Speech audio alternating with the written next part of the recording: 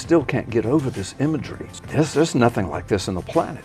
And I said, I just wonder, the New Testament, you know, there are scholarly Hebrew translations. I went to a couple of passages in the New Testament that speak of the crucifixion that also are connected to Old Testament, like Psalm 22, Isaiah 52, Isaiah 53, Zechariah 12. It's there. The impossibility of that is this. It's written in Greek, translated to Hebrew, it's still there. And I show 100 images from Genesis to Revelation, how they are there, and it tells the story as it goes.